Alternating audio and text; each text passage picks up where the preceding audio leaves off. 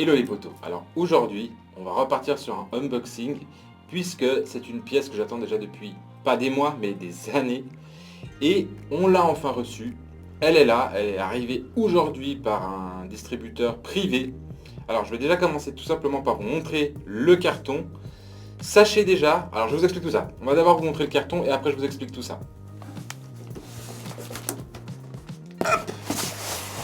Voilà, je vous juste, regarde le retour, voilà.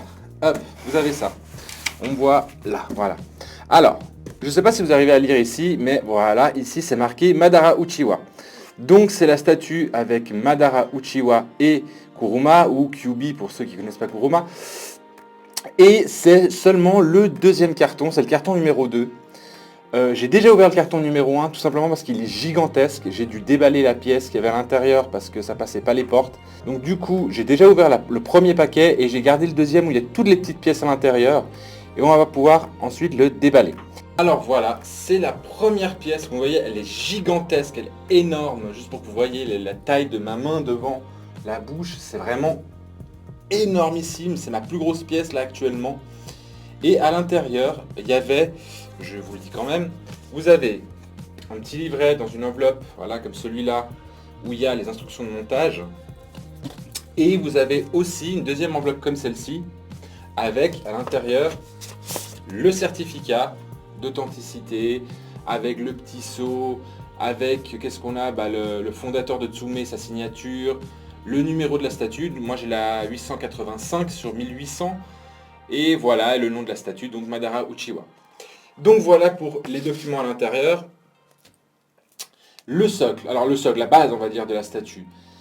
Première chose comme ça, regardez, je regarde un peu avec vous, je découvre avec vous. Alors la peinture est vraiment magnifique, vous verrez de toute façon en image, je vous les mettrai en zoom. Le travail de la fourrure de Kyuubi est absolument somptueuse, il y a des nuances de orange foncé, orange clair, pour donner ce côté volume de la fourrure. Les nuages autour, moi c'est ce que j'ai toujours kiffé chez Tsume. C'est ce genre un peu de nuages comme ça qui font très manga. Je suis pas fan en général, des fois il y a un peu des fumées un peu transparentes, résine transparente, j'ai un peu de mal. Là cette espèce de fumée opaque où il y a un travail de peinture entre le blanc, le gris, le noir, c'est absolument magnifique. Après, pour moi c'est un gros défaut, personnellement, après chacun met les défauts qu'il veut, c'est que en fait entre la fumée, donc la partie fumée et la partie tête de Kyuubi, on a un énorme espace. Alors déjà on voit déjà d'une part que ces deux pièces qui ont été assemblées et collées l'une à l'autre, mais il y a énormément d'espace. Donc en fait on a l'impression qu'en fait la tête elle flotte au-dessus de la fumée au lieu de sortir de la fumée. Ça c'est pour moi un gros défaut étant donné que c'est une HQS+. Voilà. Pour moi c'est un truc qu'il n'y a pas à y avoir comme erreur. Après je pense qu'ils ont, à mon avis ils y ont pensé, ils ont vraiment voulu le faire à un moment donné, mais ça devait être difficile pour eux de le faire. Mais du coup je trouve que ça gâche un petit peu la statue à ce niveau-là. Mais pour tout le reste, la peinture, le moulage, il est impressionnant. Je regarde comme ça, je regarde vraiment, je survole, mais je vois pas de petites bulles, je vois pas de petits pets, je vois pas de petites rayures, je vois rien. C'est super bien respecté, les couleurs sont respectées, il n'y a pas de défaut de manufacture. Le socle en bas ici qu'on voit pas très bien, on a une espèce de frise qui tourne autour du socle qui est toujours typique de chez Tsume, qui est magnifique.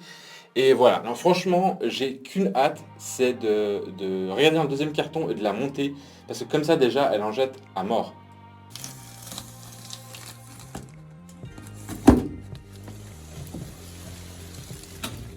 Alors ça y est, le surcarton est enlevé, on arrive directement au vrai packaging de la statue. Alors comme je vous ai dit tout à l'heure, je vais vous présenter celui du deuxième carton qui est bien plus petit, mais vous inquiétez pas, c'est vraiment à vue d'œil comme ça, c'est vraiment le même que le gros quoi, mais il y a les mêmes informations, le même tout, sauf qu'il est plus petit. Voilà.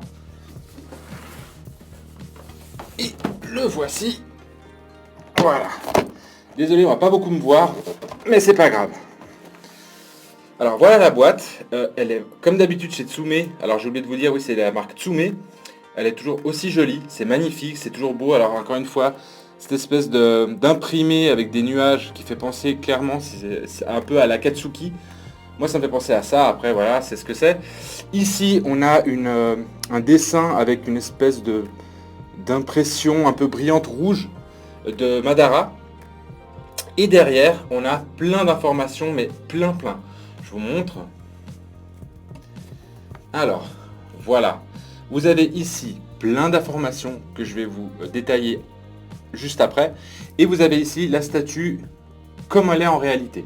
Alors voilà, genre dans les informations, ce qu'il y a d'intéressant. Je vous passe des trucs pas intéressants. Mais on sait par exemple que la direction artistique, c'est Cyril Marchiol et Cyril Farouja. L'artiste conceptuel, c'est Giorgia Lenzi. Enfin bref, il y a plein de trucs comme ça. Plein de noms et prénoms de personnes qui ont participé à la création de cette statue. Deuxième point intéressant, la statue est faite en résine et PVC. Elle est à l'échelle 1/4. Et alors la taille, là on a une belle bête, ce coup-ci, c'est vraiment du hauteur de 52 cm, une profondeur de 61 cm et une largeur de 63 cm pour un poids total d'approximativement 26 kg. Voilà, sachez également que c'est une HQS+, Tsume ont plusieurs gammes de produits. En l'occurrence, il y a les HQS et les HQS+, qui sont vraiment, on va dire, un petit peu la gamme haut de gamme, très haut de gamme. Et sont plus grandes, elles possèdent souvent des systèmes électroniques ou électriques de lumière comme celui-là. Et autre petite donnée qu'on voit derrière aussi, c'est la quantité de fabrication pour cette pièce-là. Il y en a 1800 en tout. On va passer maintenant à l'ouverture réelle du carton et on va regarder les pièces qu'il y a à l'intérieur.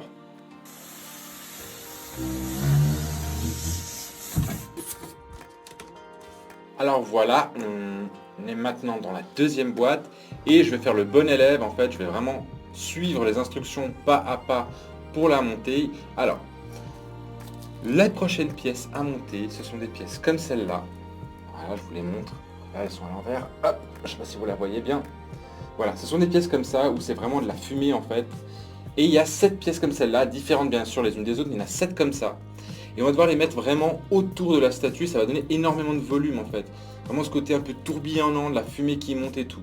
Donc je vais faire ça et je vous récupère juste après.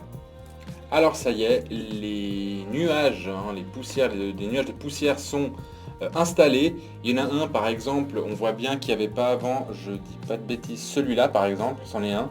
Vous voyez qui fait tout le long là, ça c'en est un nouveau. Après il y en a pas mal derrière. Alors, ça donne encore plus de volume à la pièce, mais ce genre de pièces, je les déteste dans les statues. Pas parce qu'elles sont moches, mais parce qu'elles sont hyper fragiles en fait. C'est vraiment vraiment des petits, je vais essayer de vous en montrer une. Voilà celle-là. Vous voyez, c'est tout fin. Ça, c'est un coup de dent et votre pièce, elle est bonne à la poubelle quoi. Vous pouvez déjà contacter Tsume au plus vite pour essayer d'avoir une pièce de rechange. C'est le seul truc qui me... Voilà, moi c'est magnifique, mais ça me fout toujours un peu les jetons de les casser. Enfin bon bref, toujours est-il que le résultat est excellent, et encore une fois, oui, on voit quand même pas mal les frontières, on voit quand même que c'est... Voilà, c'est des grosses pièces, on voit beaucoup plus rapidement les frontières qu'il y a entre la pièce qu'on a nous posée et celle qu'ils ont eux moulée en un bloc. Mais bon, maintenant on va passer aux dents. Alors je vous retrouve comme avant, je vous retrouve après parce que ça prend quand même pas mal de temps. Alors voilà, les dents sont installées comme vous pouvez le voir.